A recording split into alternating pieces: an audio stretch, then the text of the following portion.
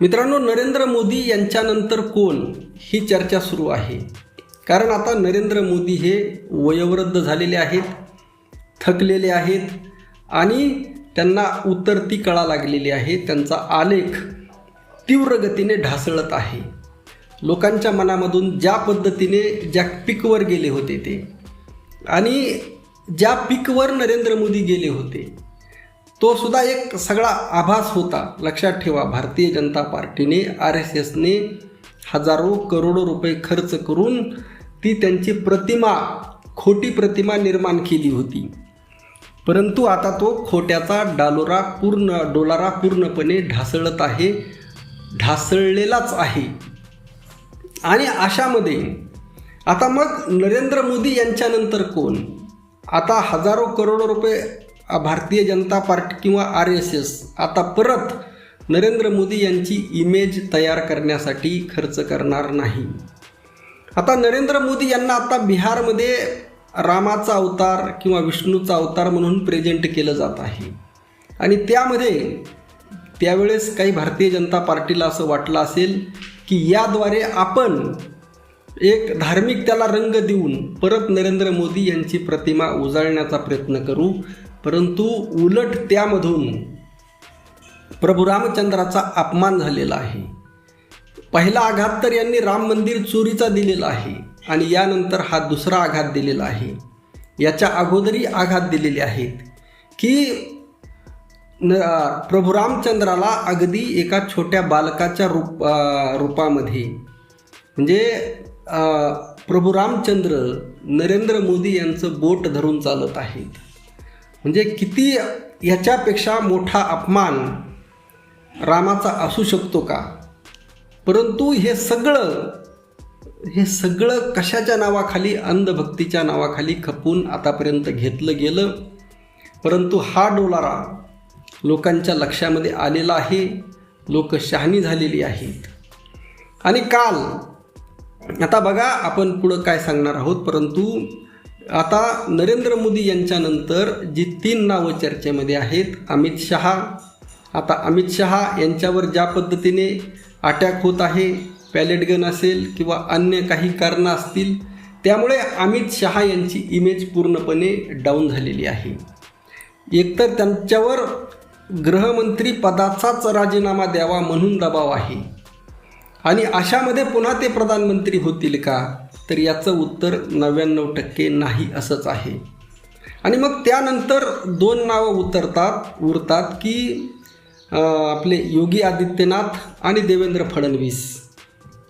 आता याच्यामध्ये सुद्धा देवेंद्र फडणवीस योगी आदित्यनाथ यांच्यापेक्षा रेसमध्ये पुढं आहेत. पुढं का आहेत हे सुद्धा लक्षामध्ये घ्या. त्याचा एकमेव निकष आहे, देवेंद्र फडणवीस यांच्याकडे फक्त एकमेव क्वालिटी आहे, एकमेव योग्यता आहे, एकमेव पात्रता आहे, ती म्हणजे ते मोहन भागवत यांच्या जातीचे आहेत. म्हणजे जन्मजात जे आरक्षण आहे ज्याच्यावर कोणीही बोलत नाही, जे आज आरक्षण हटाव आंदोलन जे करत आहेत ते लोक, हे जे खरं जे आरक्षण आहे या लोकांना केवळ एखाद्या जातीमध्ये जन्माल्यामुळे जे भेटत आहे त्यावर कोणीही बोलत नाही. राम मंदिरामध्ये चोरी झाली, जन्मजात आरक्षणामुळेच चोरी झाली, लक्षात ठेवा. म्हणजे आज हजारो करोडो रुपये लुटले जात आहेत केवळ जन्मजात आरक्षणामुळे. परंतु यावर कोणीही बोलत नाही. आणि आज काल राहुल गांधी यांनी मनुस्मृतीचा उल्लेख केला, अनेकांना मिरच्या झोंबल्या. आणि योगी आदित्यनाथ जे म्हणजे काय, आता योगी आदित्यनाथ असतील, देवेंद्र फडणवीस असतील, हे आणि अमित शहा सगळे एकाच माळेचे मणी आहेत. परंतु एखादा माणूस किती खोटारडा असावा, एखादा माणूस किती कपटी असावा, एखादा माणूस किती खालच्या लेवलचा पाताळयंत्री असावा. अण्णाजी पंताने छत्रपती संभाजी महाराजांच्या विरोधामध्ये किती पाताळयंत्री षड्यंत्र केलं. अगदी तितका पाताळयंत्री कोण असेल तर देवेंद्र फडणवीस आहेत. मोठमोठ्याल्या गप्पा, म्हणजे इतका त्याला सीमाच नाही, त्याला शब्दच नाहीत, इतका पाताळयंत्री माणूस. आणि काल राहुल गांधी यांनी मनुस्मृतीचा उल्लेख केल्यानंतर योगी आदित्यनाथ सांगत आहेत की प्रत्येक सनातनी म्हणजे त्यांना अपेक्षित आहे की प्रत्येक हिंदू हा मनुस्मृतीला मानतो. आणि मग बघा, आता मनुस्मृतीमधील एक श्लोक आपण पाहणार आहोत की शक्तेनापि हि शूद्रेय न कार्यो धनसंचेहा शूद्रो हि धनमासाद्य ब्राह्मणानेव बाधते. बघा, नीट बघा आता, धन मिळवण्याचं अर्थ बघा काय आहे. धन मिळवण्याचं सामर्थ्य जरी असलं तरी देखील शूद्राने धनसंचय करू नये, कारण शूद्राने धनप्राप्ती केली तर तो ब्राह्मणांनाच बाधक बनतो. म्हणजे तुमच्यामध्ये जरी कॅपॅसिटी असली, शूद्रांनो म्हणजे कोण? आता महाराष्ट्रामध्ये मराठा समाज या लोकांनी शूद्र ठरवलेला आहे. ओबीसी समाज तर सगळ्यात शूद्र आहेच, ठरवलेलाच आहे. आणि म्हणजे मराठा शूद्र आहे, ओबीसी शूद्र आहे. स्वतः जगद्गुरू श्री संत तुकाराम महाराजांना या लोकांनी शूद्र ठरवलं. शूद्रांना कवित्व करण्याचा अधिकार नाही, म्हणून वेदाचा अर्थ सांगण्याचा अधिकार नाही, म्हणून यांनी तुकोबरायांची गाथा बुडवली. तुकोबराय स्वतः म्हटले, शूद्रवंशी जन्मलो मनहो निदंबे मोकलिलो. म्हणजे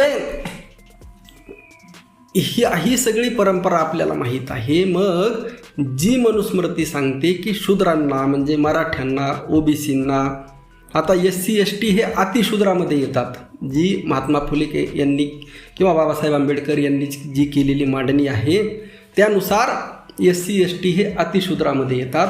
म्हणजे जिथं मराठ्यांना आणि ओबीसींना, बघा ओबीसींनो आणि मराठ्यांनो, तुम्ही जर ऐकत असाल तर तुम्हाला मनुस्मृतीनुसार धनसंचय करण्याचा अधिकार नाही. मग आता तुम्ही काय करा, तुमच्याकडे जेवढं सोनं आहे, पैसा आहे, संपत्ती आहे, ती सगळी तुम्ही काय करा, ब्राह्मणांना दान देऊन टाका.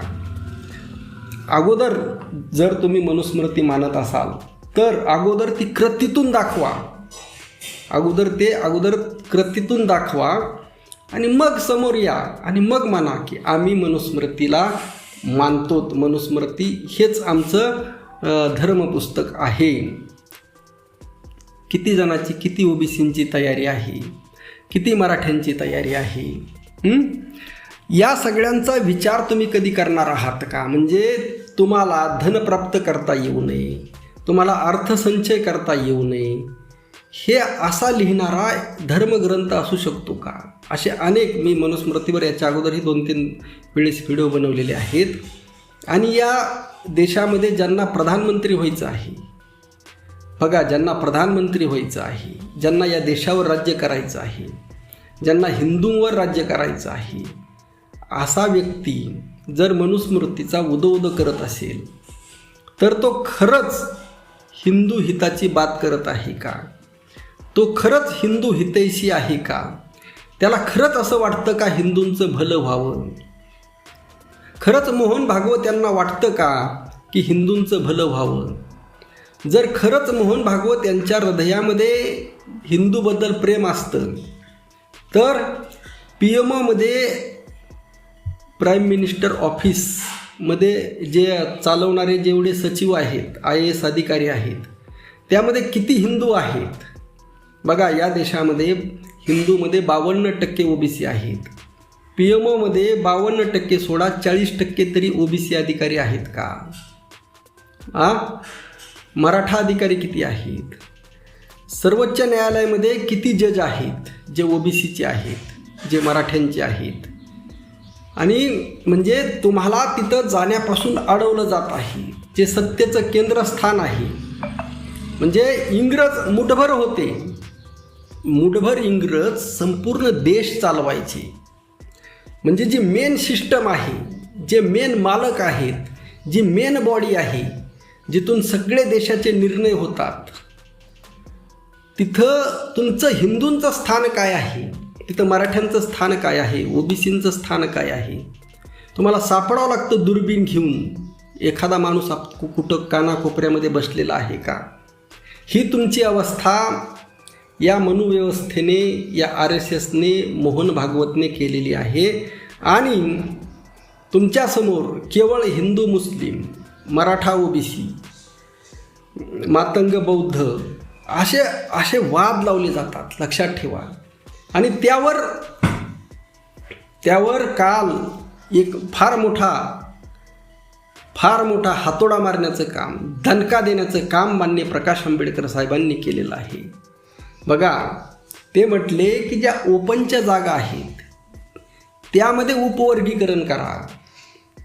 म्हणजे PMOमध्ये ज्या जागा आहेत त्याचं उपवर्गीकरण करा.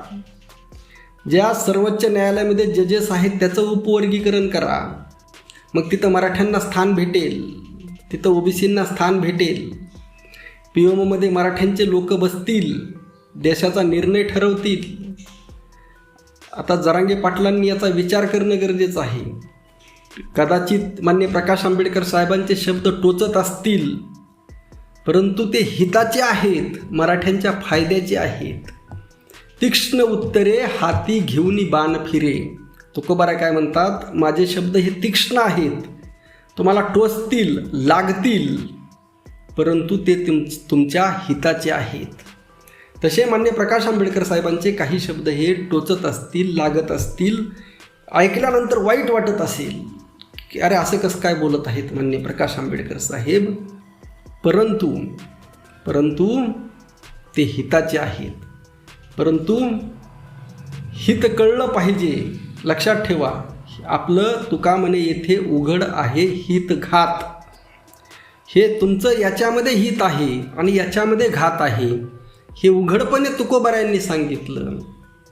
अगदी त्याच पद्धतीने उघडपणे माननीय प्रकाश आंबेडकर साहेब सांगत आहेत की तुमचं हित याच्यामध्ये आहे, घात याच्यामध्ये आहे, परंतु तो कळला पाहिजे.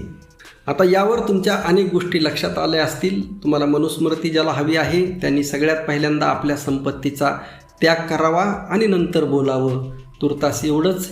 रामकृष्ण हरी. जय जगद्गुरू, जय शिवराय, जय भीम.